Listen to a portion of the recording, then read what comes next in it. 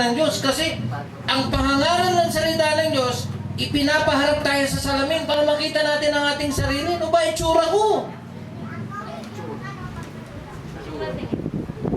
Hello? So yung pagbabagong buhay, isa yan sa pangunahing bunga ng Espiritu sa buhay natin. Naintindihan ba? Bakit ko sinasabi ito? Kasi tignan nyo ha, ito yung kalakip na bunga pag ikaw ay nakakilala. Ano ba yung naganap nung tayo unang nakakilala? Balikan natin yun. Kasi ano ba yung nag-trigger para tayo magkaroon ng pagbabago? Meron munang dapat mangyari kasi hindi ka naman pwede magbago sa sarili mo lang eh. Ito, mula ngayon, hindi na ako mag-inigarilyo. Subukan mo. Tignan natin kung magtatagumpay ka. Good luck. Kasi kadalasan, kung ang lahat ng pagbabago iaasa sa sarili, hindi mangyayari. Because sa ganang atin, wala tayong magagawa. Tama? Kaya yung mga gusto ko magbago pero di ko magkawa. Dalawa lang yan. Dalawa lang yan. Either may kulang pa sa'yo or baka hindi ka pa talaga nakaranas. Dapat maging kamag-anak mo yung misis ko. Oo. Kasi misis ko, pag apelido niya pagkadalaga, makaranas. Walang pagbabagong magaganap hanggat hindi ka nakakaranas ng kaligtasan ibinibigay ng Diyos. Tanong, ano ba yung naganap nung naligtas tayo? Ito. Kaya napakahalaga, suriin natin, balikan natin. Talaga bang ligtas na ako? Paano ko, pastor, malalaman yun? Hindi pwede hindi mo malalaman. Kasi meron muna dapat naganap bago ka naligtas. Ano yung naganap? Ano ba yung ginawa mo nung ikaw unang nakakilala sa Panginoon? Dalawang bagay yun. Ano yun? Ha? Balikan lang natin. Kasi, ano na? Hindi, ano ba yung naganap bago ka naligtas? Nakapakinig ka, di ba?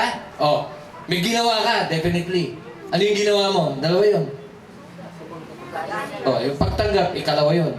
Ano muna yung una? Pagsisisi. Kasi walang pagtanggap na magiging katanggap-tanggap kung walang pagsisising naganap. Take note. Maganda yung tunog eh. Walang pagtanggap ang katanggap-tanggap kung walang pagsisising naganap. I-define ngayon natin yung pagsisisi. Ano ba kahulugan mo? Yung pagsisisi ay hindi lang pag-amin sa kasalanan. Ang pagsisisi, bagamat kasama yung pag-amin, kasama doon sa pagsisisi na yun ay yung pagtalikod sa kasalanan. In fact, pagka tunay yung pagsisisi, ang unang nabago sa'yo, pag-iisip. Hello? Hi. Ito, buksan nyo. Luke chapter 3. Kaya ako binibigyang diin na para magkaroon ng bunga ng pagbabago, dapat naganap ito. Luke chapter 3. Actually, ang buong kwento nagsimula sa verse 8. Luke 3 verse 8. Nakita yan? Luke 3 verse 8. Ano sabi dyan? Ano sabi? Pakibasa sa English. O sige, Angge. Pakibasa, Angge.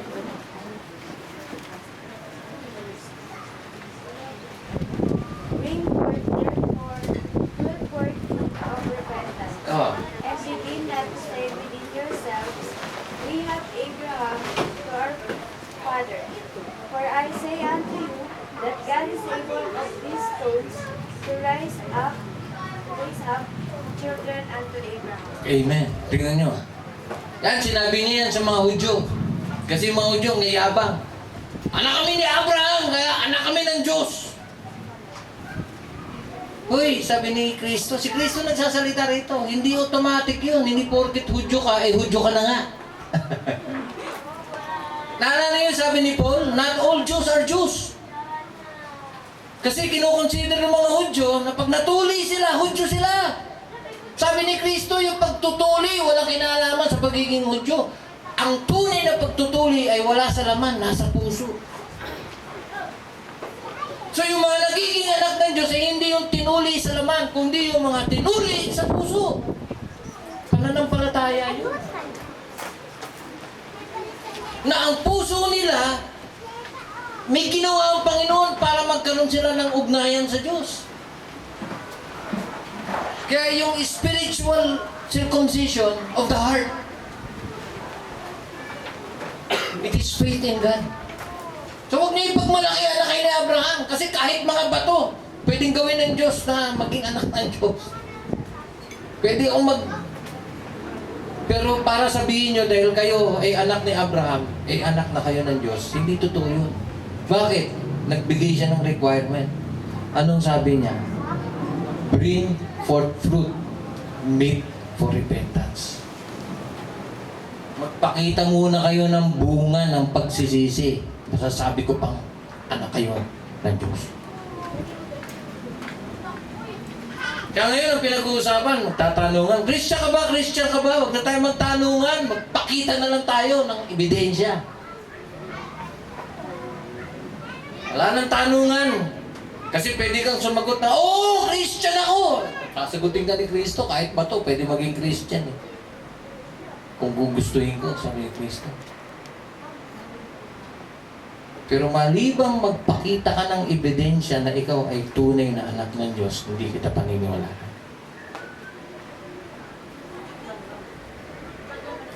Mga nanay, yung anak mo ba Christian na? Hindi ko lang, pastor eh. Pwede mong malaman. Pwede mong malaman. May bunga ba ng pagsisisi? Kasi imposible ka maging Christian na hindi ka babait. Imposible. Kasi kahit papano, hindi ka mo maging perfecto ha. Pero magbabago ka.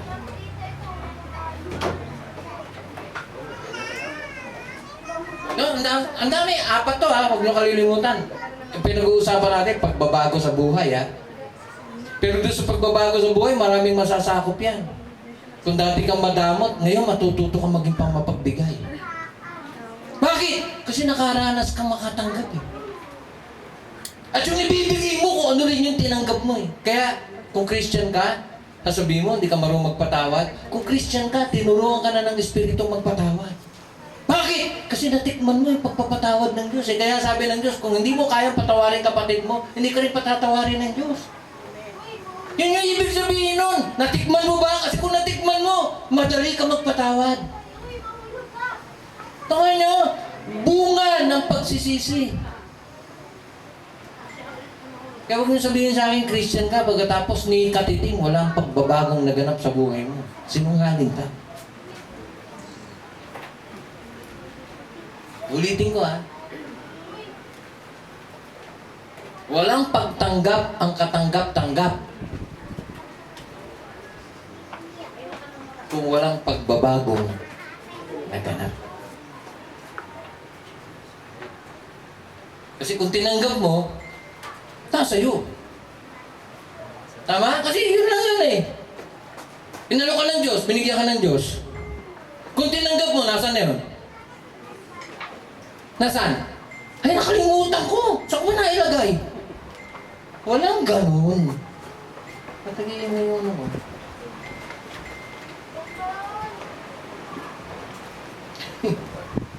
Nag-iingay na. Nag-iingay siguro.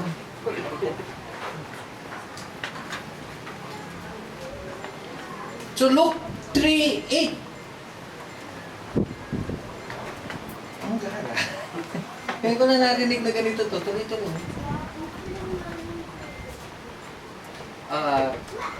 Kung babasahin yung Luke chapter 3, may tatlo siyang inano dyan na uri. Tatlong group of people. Kasi tingnan nyo ano niya, yung hindi magbabago, puputulin. Verse 8, verse 9. Ano sabi niya? Even now the axe is laid. Ano yung axe sa Tagalog? Gibiro mo, hindi itak oh. Ano kaiba ng itak sa palakol? Ayan, gusto ko i-test kung alam nyo. Kasi kung gumagamit kayo pareho ng dalawang yon, alam nyo ang kaibahan ng paggamit doon.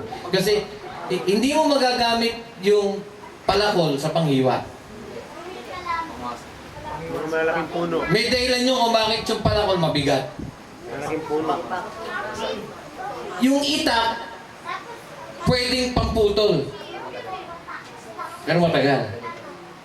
Mangangawit ka, masusugatan yung kamay mo, kagaganon. Kasi may kulang siya. Ano yung kulang sa kanya para makapamputol? Bigat. Ang palakol, hindi mo pwede panghiwa. Parang tanga lang, di ba? Pagka naghihiwa ka, gamit ko palakol. Unang-una, hirap hawakan. Sa mo hawakan, sa ulo.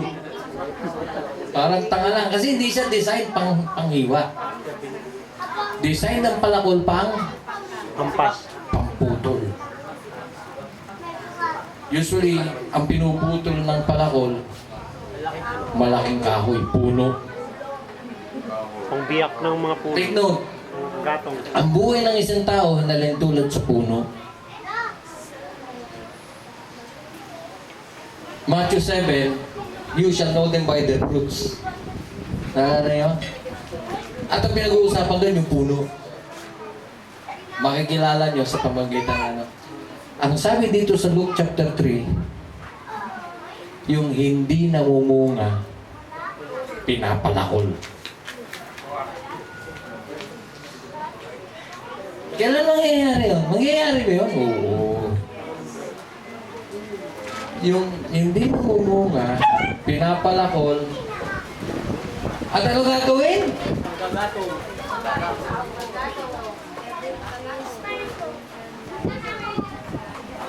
Yung namumunga ka at pinipitasan ka, may kasiyahan na gaganap.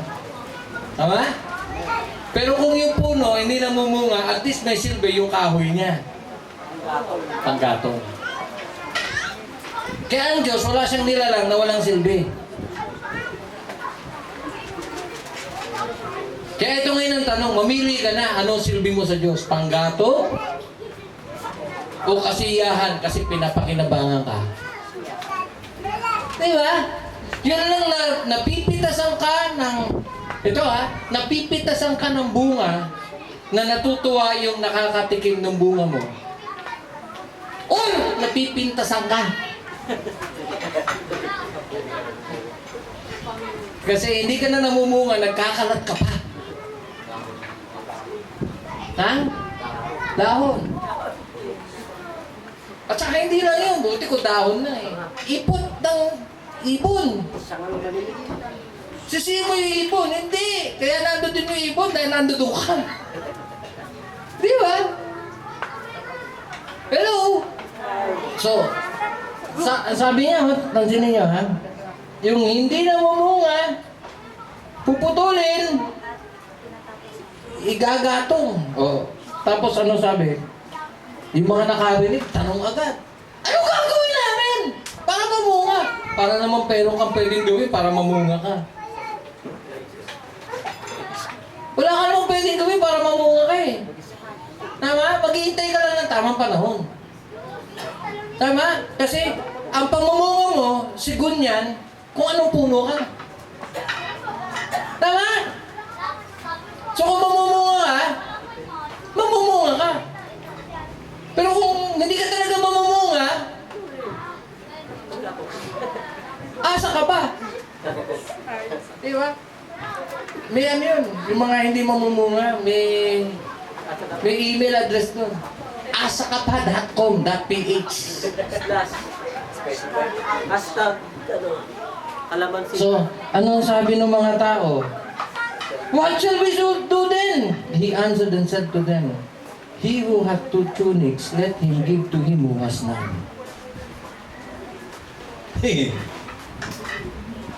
Actually, itong mga talatang ito, ginagamit ito ng iba para i-promote yung idea na, kita mo, oh, may gagawin ka para maligtas ka. Eh, no, kung may 2 ka, bigay mo yung isa. Wala na. Dito pa lang, matatalakay ko to sa isang point na pag-aaral natin. Ano itong bungan to? Yung bunga ng pagbabahagi kung ano meron ka. Kasi kung Christian ka, kung dati kang naimot, ano ba yung madamot sa Bisaya? Madalo? Oh. Kung dati kang madalo, nung maging Christian ka, kapatid, kasi natikman mo yung kabutihan ng Diyos. At saka, pagpapalain ka ng Diyos to the point na yung pagpapala mo, hindi mo pwedeng sarilinin. Pag nahawakan mo na yung pagpapala mo, iniisip mo, sino ba pwede kong bigyan? In fact, magpapasko, marami sa inyo tatanggap ng maraming damit. Papasok sa isip mo. Ito, okay pa itong damit kong to, pero pwede ko na itong bigay kay ano. May maiisip kang pwedeng pagbigyan. O kaya, may nagregalo sa'yo. Pareho yung design. Alam mo, napakadamot mo na kung pareho mong gagamitin.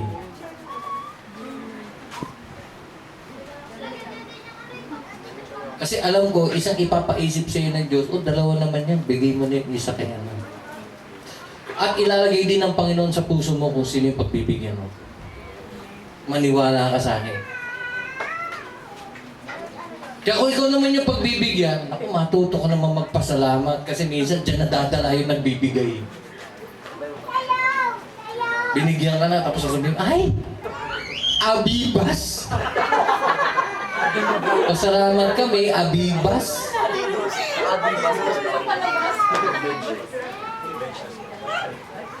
The idea of sharing.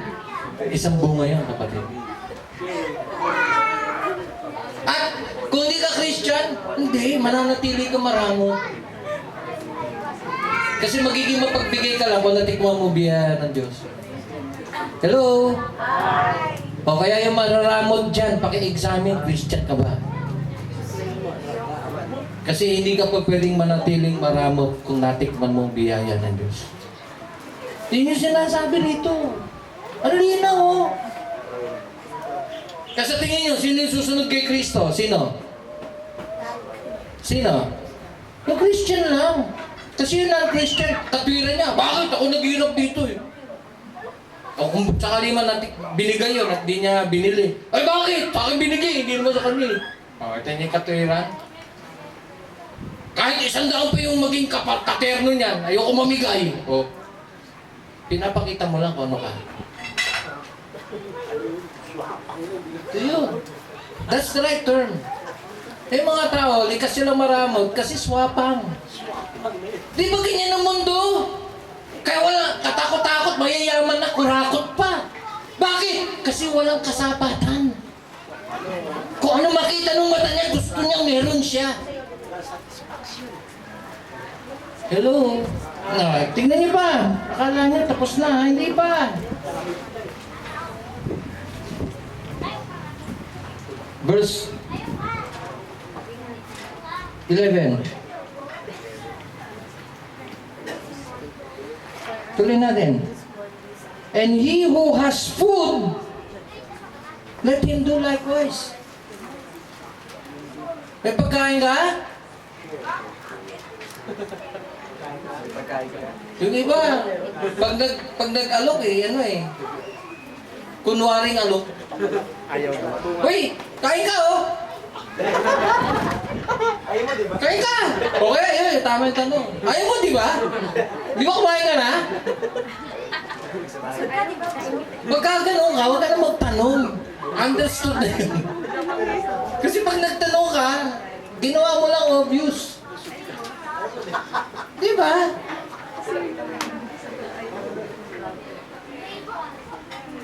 Naimot. Magdalo. Madalo. Kasi magdalo, PMA ano yun eh, class yun. Magdalo.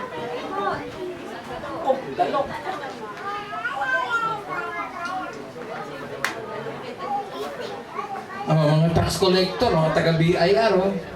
Ewan ko kung kasama na dyan si Kim Hinares. Verse 12, and the tax collectors also intend to be baptized, ha? And said to him, Teacher, what shall we do? Verse 13, and he said to them, collect no more than what is appointed to you.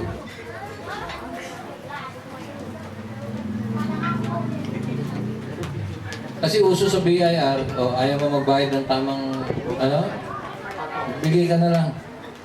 Doktor. Hindi naman siya dapat kumolekta para sa kanya. Kaya nanakawan na yung gobyerno, kumita pa siya ng hindi kanya. Yun yung sinasabi dito.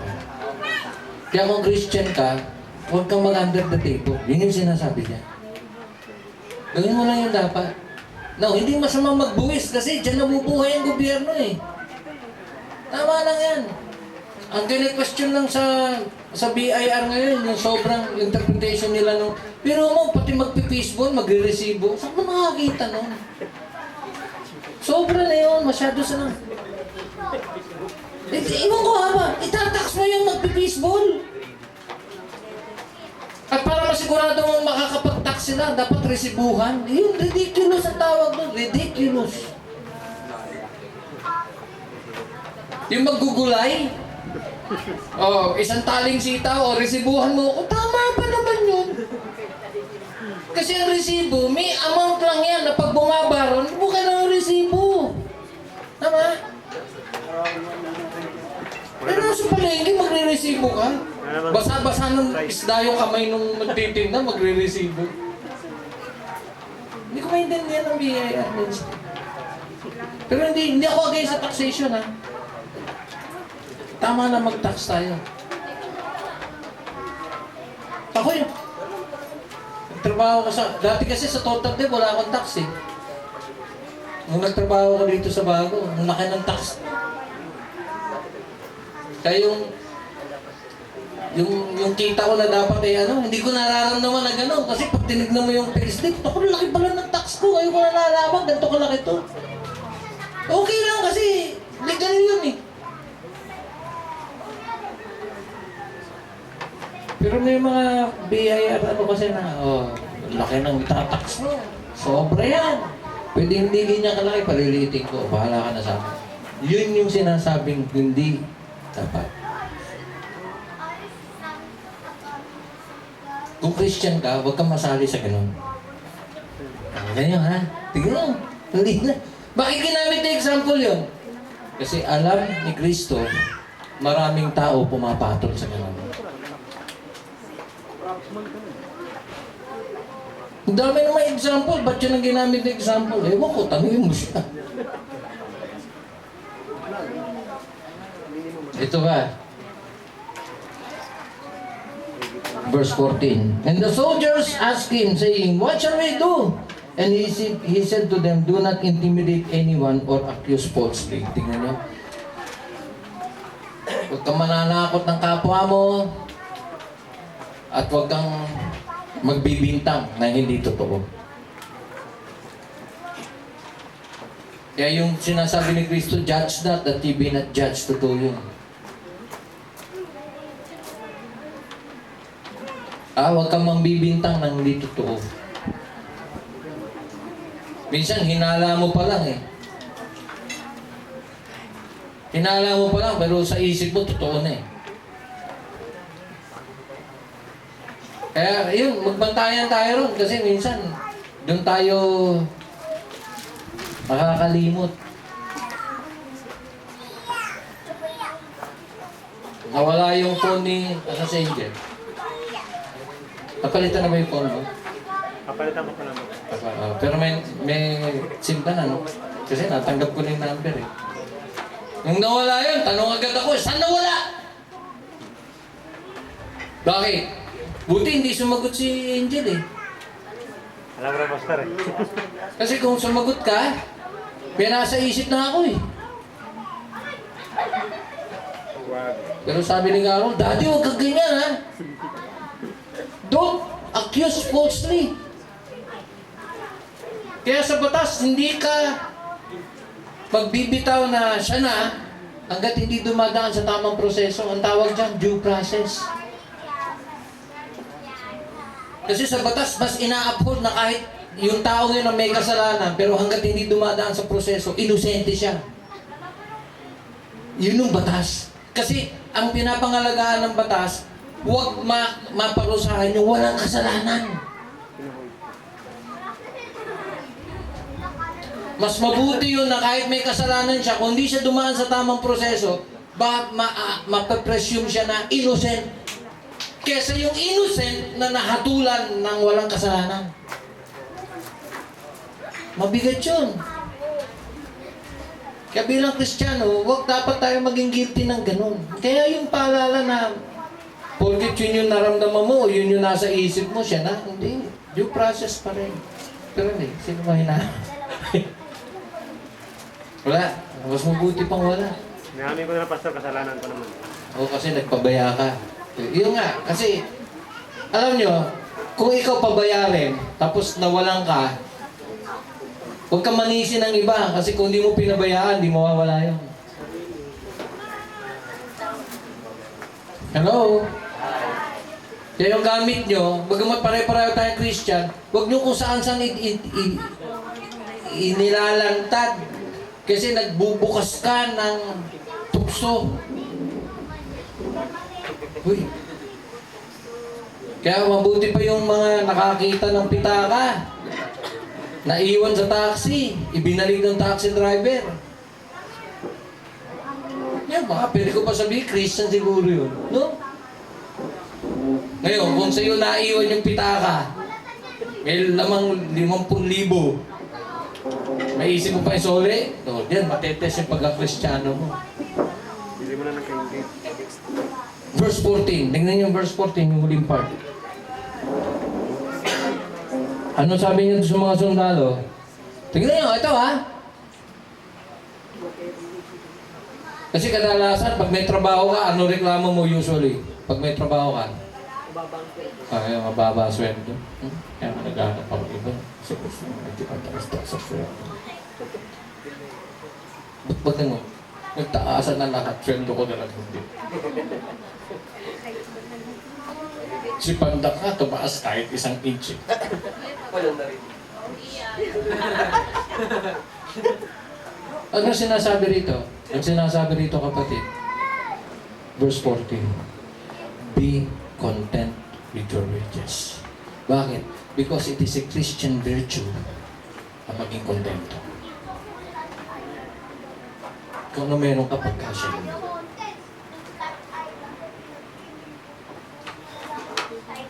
Kasi minsan, hindi mo na na-appreciate yung trabaho mo kasi maliit ang sweldo. Subukan mo mawalan ng trabaho. Ma-appreciate mo na may sweldo ka kahit paano. Hello? Hi.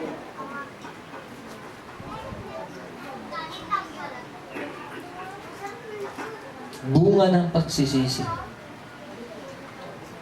Kung tayo nagsisi ng ating mga kasalanan, ang unang binago ng Panginoon sa atin, pag-iisip natin. Roma 12, Kapitulo 2. Versikulo 2.